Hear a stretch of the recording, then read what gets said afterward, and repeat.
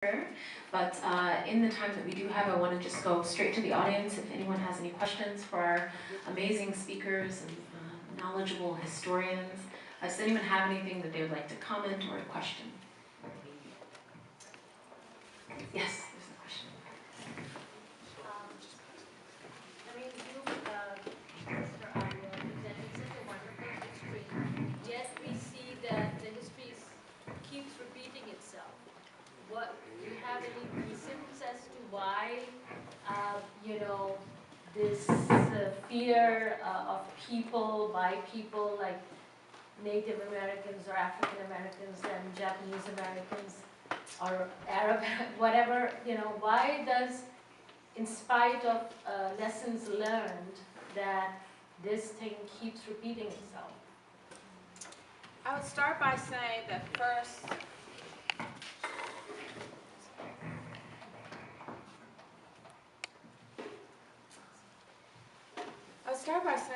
the lesson hasn't been learned.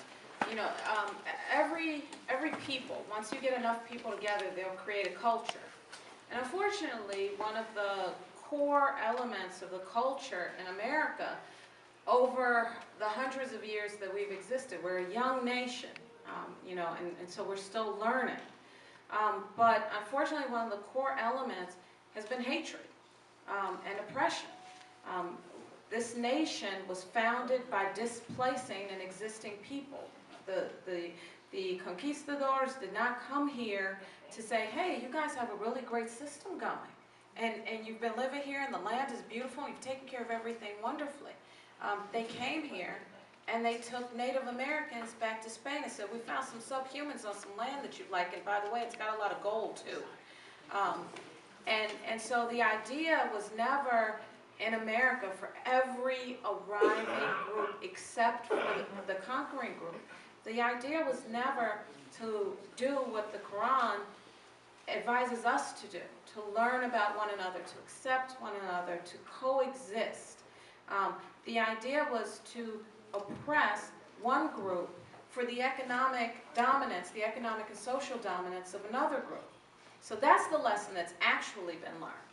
Now the lesson that needs to be learned, the one that we keep repeating, because your question is why do we keep repeating the same thing? The reason that we keep repeating it is that there is resistance from a portion of the culture to the exact type of change that we need in order to have a pluralistic, multicultural society.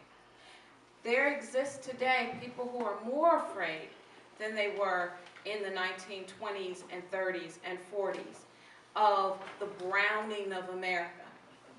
Like it's a really scary thing that there are going to be a lot of brown people. Like they didn't see my ancestors working in the fields, there were a lot of brown people. But there's this idea that somehow in America, one group has to lose for another group to gain. One of the things that Islam can offer, if we do it successfully, and if we first defeat our acceptance of some of those ideas. One of the reasons that I was interested in doing this panel was because we've got a lot of work to do internally. We have people who come from very many countries, some of which were colonized. Colonized countries almost inherently have some sort of racial stratification that is a remnant. I have a beautiful brown-skinned friend from India. Actually, she's from Canada. Her parents are from India, but I digress. But it made me so sad when she would tell me these stories about how she was too brown for her family and her mother didn't want her to go out in the sun and nobody's gonna marry you, Bitti, and all of this stuff, and it's like, seriously? But right, well, yeah, we thought we were the only ones that had that problem. But the thing is, when you conquer a people, you conquer their mind first. So we won't get past this problem until we decolonize our minds, until we actually become Muslims. Because Muslims don't look at each other and go, well, you're the brown brother, you're the white brother, you're the black sister, you're the brown. We look at each other and we say, what's your iman? What's your taqwa? What are you trying to do? We shouldn't look at each other and go, you know, I'm a better Muslim than you are because I do this or I do that, you know, I got a beard, I got this.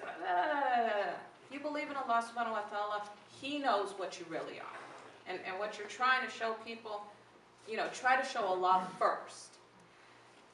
But if we can get rid of our own, you know, colonialization of our minds and introduce Islam, not by what we wear or how we, you know, sound differently, not by how we like to live away from other people, but by involving ourselves in the society, then we can make this change.